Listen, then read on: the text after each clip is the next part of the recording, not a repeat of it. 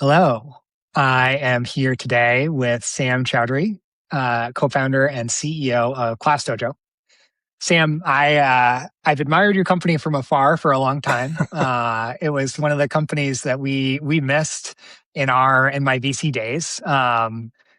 Mostly because you were operating in the K-12 space and we were more higher ed focused, but Hmm. it meant that I got to do a bunch of research, but didn't get to know you, the founder. And that's something I'm really excited to do today. So we have a bunch to get into, including sort of the latest and greatest for Class Dojo as we get into back to school season. But before we do that, could you just tell us a little bit about yourself? Like how did you end up running one of the largest EdTech startups out there? To ask myself that sometimes as well. Well, first, thank you so much for having me on. Such a pleasure. And likewise, sorry we didn't get to spend more time together many years ago, but glad we're doing it now. Me too. Um, Me too. yeah, man. Very briefly, I grew up in the UK, went to a very lovely kind of, close-knit kind of school, moved to the Middle East and went to quite a different school. It was about 3,000 kids. One of the unusual things was they insisted on kids teaching as well Hmm, as learning. So I actually taught all the way through cool. my teens. Yeah, it was really cool. I went to college. I was an economist, kind of on the quant end of it. I thought I was going to do a PhD. And right at the end of my last year, I got offered the chance to go and help improve a school that was struggling with economics and some maths. And so I kind of went there and instead of carrying on in academia, and just kind of fell in love with it. I was like, wow, this is pretty incredible to see the impact on people's lives. So firsthand, it kind of took me back to the teaching from my teens. From there, I went to McKinsey. They were building an education group in London. I started to work with more national education systems. The consulting life wasn't for me. I kind of like the doing, but then I met my now co-founder Liam, who's is just brilliant. He's done many things. He was a video game developer. He was an incredibly creative guy. He actually built one of the world's biggest kids games called RuneScape. But he was doing a Yeah, of PhD. course. Yeah. That's so cool. I He was didn't at know that. he was at the studio that built that. So he was Yeah, doing a Jagex. Jagex, exactly. Yeah. So we met and, he was midway through a PhD in computer science focused on technologies that help kids learn. And, we were just talking, we're like, what are the really big problems you could work on? And I think we got it down to two. One of them is energy. We just need enough energy to fund all of human activity. The other one is the one that we're working on, which is, well, if you have survival because you have enough energy, how do you make things better? How does the future get better than the past? And our insight was, well, our instinct was that, well, people make the future better. And so if you can help people discover their talents and capacities and make something of them, that's how you create progress in society and for civilization. So that was kind of our it was a very, we're in our early 20s. It was this very lofty kind of mission driven kind of conversation. But, we kind of took up this mission of giving every kid on earth an education they love. And that brought us out to California. And that's kind of really where Dojo started. And for folks who have heard the name but aren't super familiar with the product, or aren't super familiar with today's product, could you just give us a level set on what Dojo does and sort of what you're focused on today? Yeah, for sure. Well, it's kind of evolved a lot because it was kind of like a very multi-stage company, right? So Sure. when we started, we had this mission of giving every kid on earth an education they love. We're like, where do you start with that? And it's like so big, and the And there are thing, so many problems and there's so with many doing problems, that. right? I mean, in a way, it's a good thing. There are so many problems. You can solve a lot of problems, but we got to the US and we had this really funny kind of induction. We'd never lived in America before, never worked in education, didn't know what a school district was. And we started to meet people who had started education companies. And, we were kind of almost discouraged. People were like, don't enter. This is really bad. Don't do it, And we were like, oh God, like, why is it so bad? And basically what we started to see was that, companies really struggled to grow. They really struggled they had very big aspirations, but really struggled to reach every kid, reach every family, have all the impact that they wanted, despite the fact that every family wants a better education for their kids. This just seemed like a very hard space. And so one of the, I think one of the most important insights we had was that our focus was going to be on kids and families. We really wanted to build for the people doing the work and teachers, but the people at the grassroots in a way. That's kind of where education is made. It's the people in the classrooms doing the work of teaching and learning. And so we are kind of just drawn to that rather than drawn to, selling a lot at the states and districts, all this kind of, it was honestly a bit alien to us and we were quite naive in a way. So we kind of just went for the thing that we knew, which was teaching and learning in classrooms. So Dojo started there, and it started initially as just solving real problems for those people. One of the biggest problems, we actually found two really big problems early on. We were interviewing hundreds of teachers and parents. I think I spoke with 400 teachers before we built anything in our first month or two in California. And kind of what we discovered, one was a very kind of subtle problem that you wouldn't find from the top down, which is around classroom culture and kind of classroom management is kind of what teachers called it. But it's really how do you create an environment where kids can learn? And then the second problem that came up related to that was communication between school and home. Kids go to school for 8 hours a day or whatever it is, 6-7 hours a day. They come home, and the two sides are pretty disconnected. They maybe see each other once a semester for a parent-teacher conference. And so we kind of felt, well, there's a bunch of problems here we can help with. So Dojo initially started as a communication app. We gave this to teachers. They would pick it up, invite kids, invite parents, and they'd be using it to share in this really lovely way, just like pictures and videos and moments and messages, kind of the kind of quite intimate moments in the classroom, and in this very private kind of community. So that's kind of where it started. And that's spread quite far now. We serve something like 1 in 4 families in America, and we can talk a bit about that. Yeah. But that's spread very far. And then, more recently in the last 3 or 4 years, we've been working a bit more on the second part of the mission, which isn't just reaching every kid, but then how do you actually give kids an education they love? And so we've been building products that actually help kids learn. And I can tell you a bit more about those. But one of the more recent ones is this adaptive reading tutor that teaches kids to read. And we're seeing kids jump 2 or 3 grade levels in reading in maybe 4 or 5 months, which has been pretty amazing. So communication app is where we started, and now we're doing more. I love that. And I think the part that resonates particularly with me is we collectively think of education as a public good, but it's consumed in a highly, highly individualized way. So, I think one of the best ways to sort of grasp that as a product, and I think it's exactly what y'all did, is meet the student and the parent and the teacher where they are, go to the source. And I'm curious, as you've gotten to know these various stakeholders a bit better, over the course of 15 years, what are some of the things that maybe surprised you a little bit about when you're teaching a kid to read? I imagine that involves both the parent and the teacher. How do you manage those different stakeholders in a new product like the reading app? Yeah, it's such a good question. I think any sufficiently interesting company ends up with different stakeholders, and then you kind of almost always have to figure out how do we make the right trade-offs, or how do we find win-wins even, rather than just the trade-offs. But it's kind of been a little bit of an evolution. So where we started was, we were 2 people. It's just me and Liam, and we were just building products for teachers, and so we were very obsessed over learning about the real problems teachers had and then serving them. And so, I think the first feature we ever built was a way for teachers to give kids positive feedback.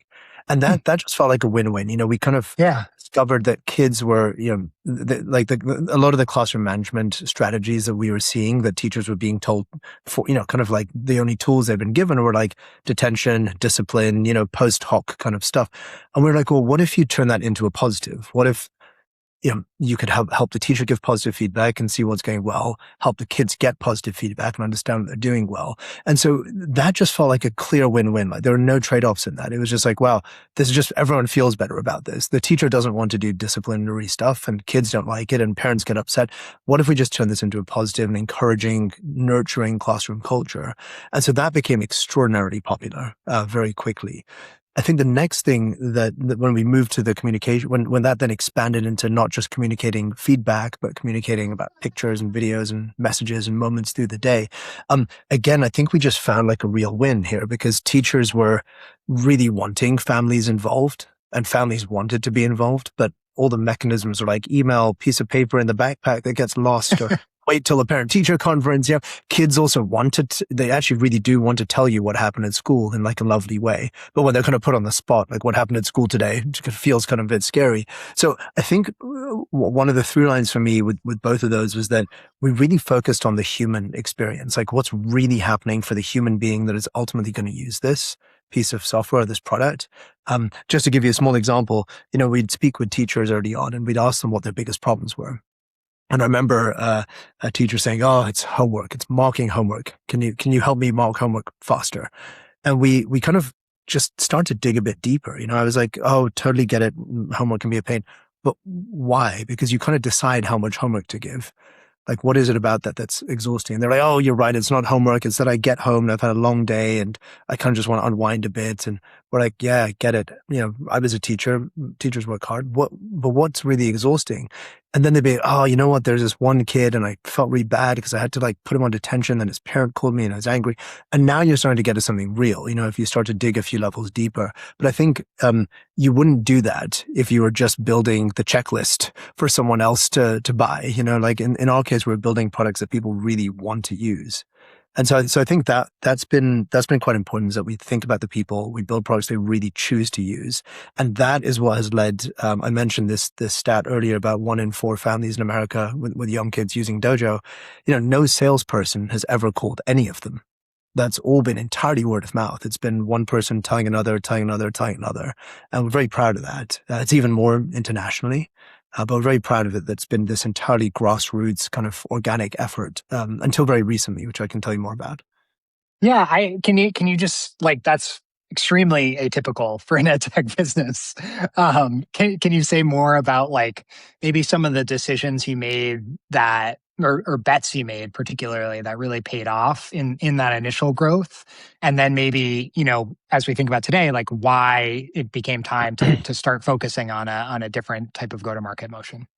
Yeah, for sure. Well, so when we started, honestly, it's hard to overstate um, just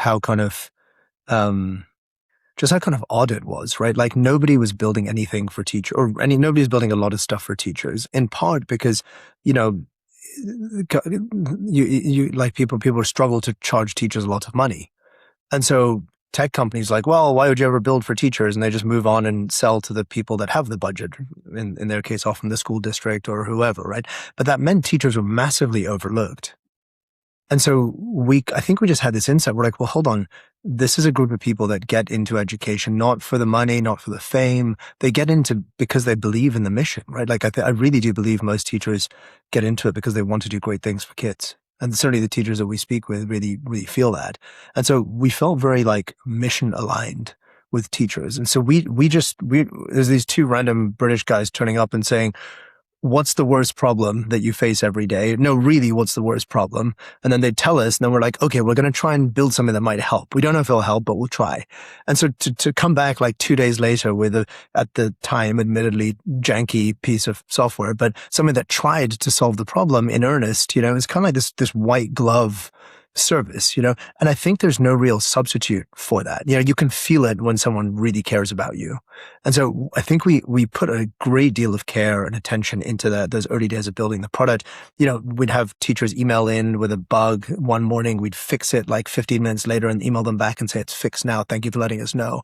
And so that kind of created a bit of a flywheel of, I think, like devotion and excitement that, hey, this company actually listens to us, which was unusual for teachers at the time. I think that then started to grow a bit. We started to find really passionate ClassDojo users in every school that we were being adopted in. And we'd select some of them to be what we now call ClassDojo mentors, who are basically like, enthusiastic advocates who want to help other teachers. And they're already doing it. They're already helping other teachers. We just like give them a bit more support, provide them some materials, put them in a community with each other so they can bounce ideas off each other and feel kind of less lonely as like the crazy one.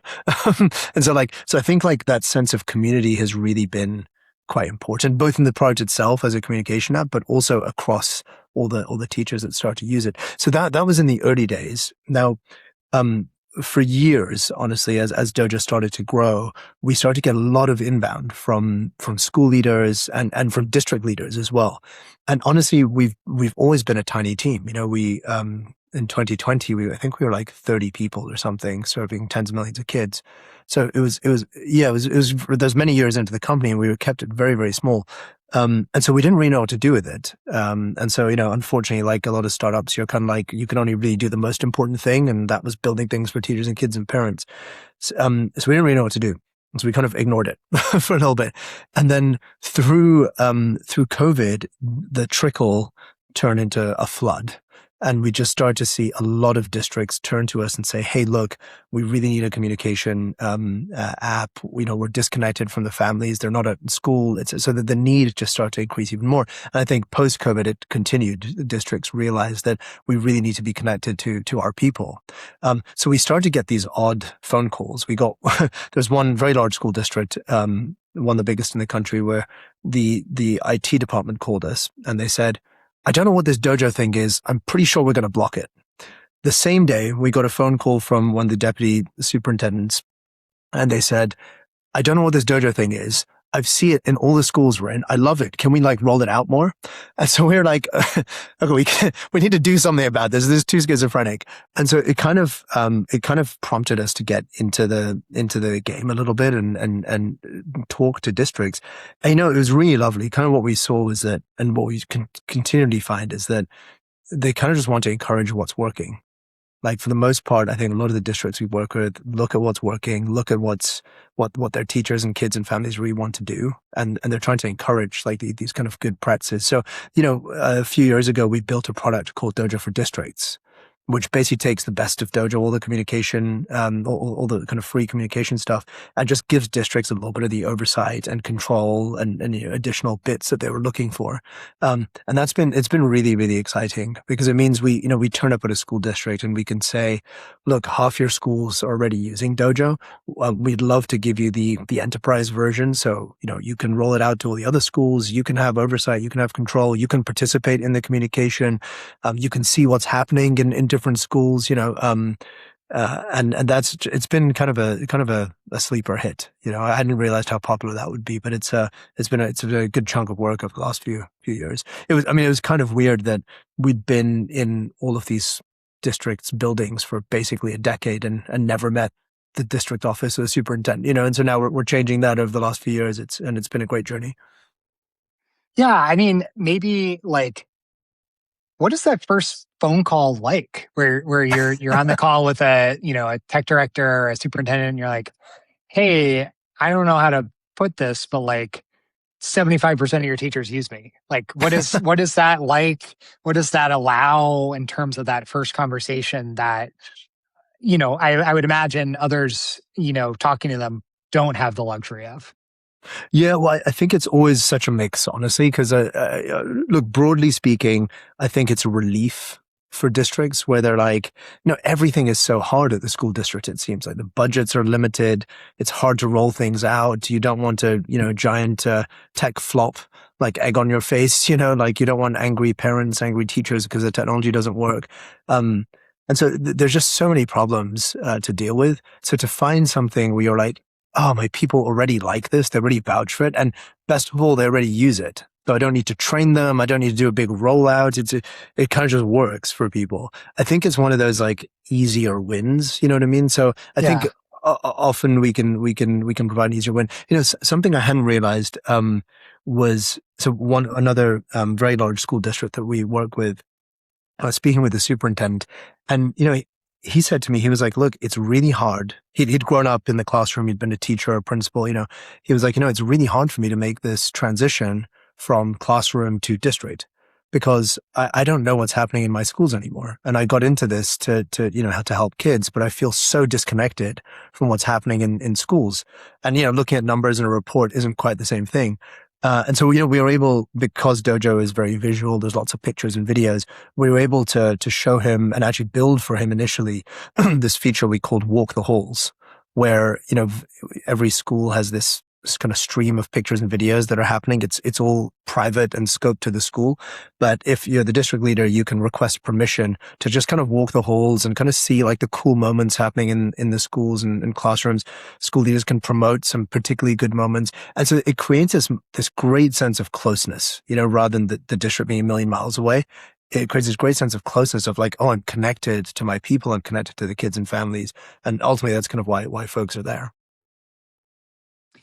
That makes a ton of sense. And, I imagine it's also pretty cool from a product building perspective for y'all that now you have this sort of super layer on top, pun sort of marginally intended, of, of like you're seeing threads across districts rather than the classroom. And I would guess that allows you to do some stuff that you weren't thinking about before. So as you think about like the next 5 years, you're starting to build these big district relationships. How do you anticipate the product evolving? Like, what are some of the other new things that you're starting to think about building or potentially even buying? Like, what are the categories that are top of mind for you? Yeah, well, there's a few different ways to take that, but one of them, which has kind of already happened in a way, was Dojo started very much in K through 8. Like in the early days, we were kind of much more elementary and kind of lower middle school. And really what happened over the last few years is school districts have wanted to coalesce around, one platform that every school in their district can use. And because we've got so much adoption, it makes sense for that to be Dojo. But we didn't in the like 3 years ago have all of the features that they wanted for middle and high school. And so we had this big debate. We're like, oh, should we go there? Should we stay in our core? All the focus is always such a premium, as you probably know, for small companies. But we ended up building features for basic communication between teachers and students in middle and high school with all the right safety and oversight and all the rest of it. But it's been incredible because it's really taken us now. It's K-12. Almost all of the deals that we sign with districts are K-12. It's full adoption. And so what it means is your entire school can be in one place, and it kind of goes from, disparate areas to communicate to really being a one community. And I think that's been actually really, really exciting. I think the second thing, which is actually good to know, and I expect will continue, is that we again have a very unusual business compared to most of what's out there. In that, we made this commitment that we're going to be free forever for teachers, classrooms, and that extended to districts to use. Now, this sounds crazy, right? Because everybody else is out there trying to charge districts. We kind of took a step back and a very principled view early on. We're like, look, school districts have shrinking budgets. This is public tax money. We'd rather that goes to teaching and learning rather than gets transferred to some, private tech company. And so we kind of made this decision very early on that we're like, we are going to keep ClassDojo free for every teacher, school, and district that wants to use it.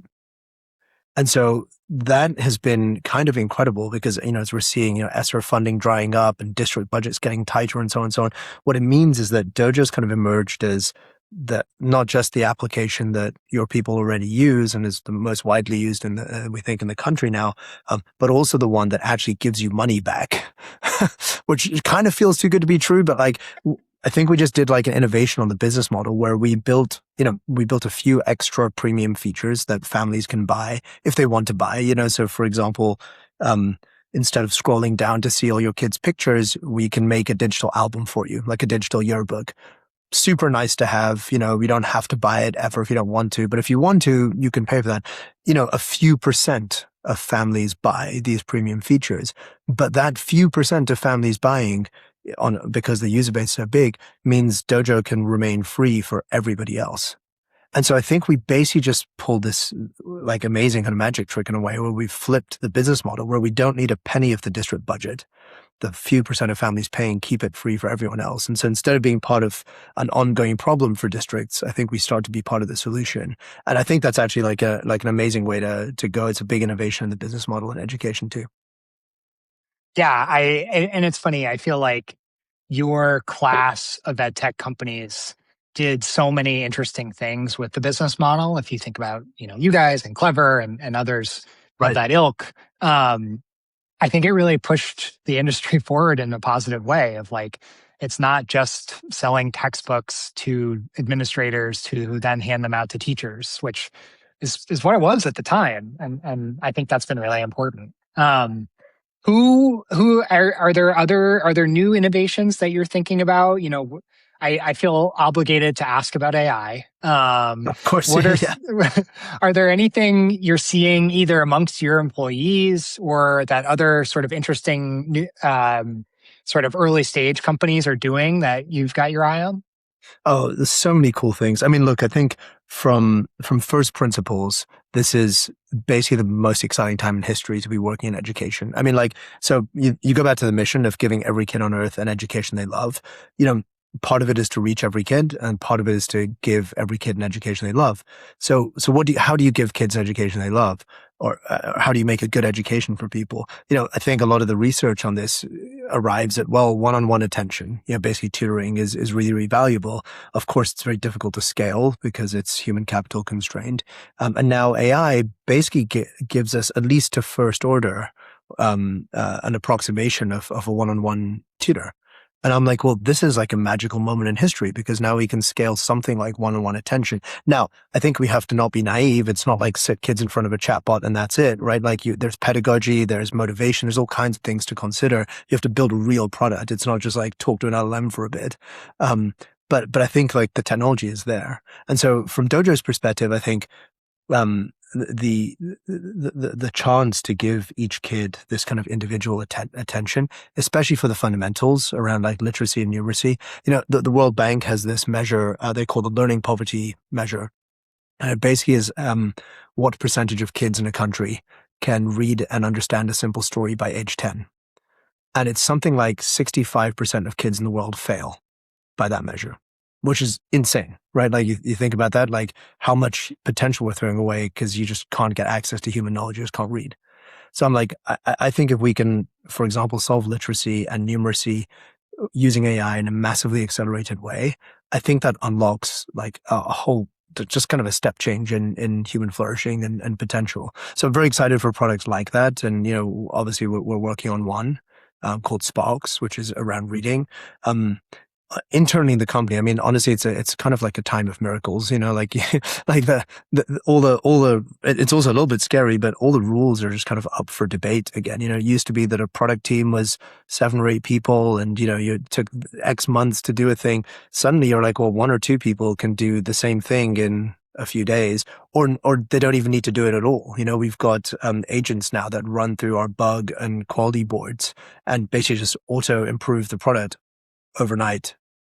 You know, we had one agent that went through about 250 accessibility tickets that would have taken us months, and just went through, improved it, flagged some of them for human review. You know, pulled like did their own pull requests, debugged all the failing tests. I mean, it's pretty incredible, you know, to go into this future where every single person can have so much leverage. So yeah, very excited about it. Yeah, I mean, I was working on a research project before we hopped on and handed it off to my friend Claude while we chatted, and Yeah. I'll pick it up later this evening. That's So, right. You know, um, I will say one thing, Matt. One of the things I've been reflecting on is, you know, because everyone's excited about how AI is making so many things possible, making so many things cheaper, and it is making everything cheaper to build. But I think you go to some of the foundations, like what are the things that are enduring and difficult, still difficult and important. Um, and I go back to, you know, things like having the trust of a large group of families, you know, building those trusted relationships that just takes time and repeated high trust interactions. And so while AI make things cheaper and faster to build, it really doesn't make those relationships easier to earn, you know, and you kind of really have to do the work for that. yeah, well, and we'll have to do this another time, but the family unit as sort of the core unit of education, I Yeah. think is increasingly relevant. Yeah. You know, I think especially here in the US where you've got all sorts of new policy changes happening and all that. But we'll save that for next okay. time. As much as I would love to pick your brain for it, I've No already worries. taken too much of your time. Not at all. Uh, Sam, I'm really grateful for it. I'm really grateful for the work you put in over 15 years, trying to help make the education world as good as you can. Like I said, like we said at the beginning, it's a tricky problem to solve, but I totally agree. It's you know, if not the most important, it's tied for most important with energy as problems that worth spending a lifetime on. So thank you. Cheers, man. Thank you. Thanks for having me.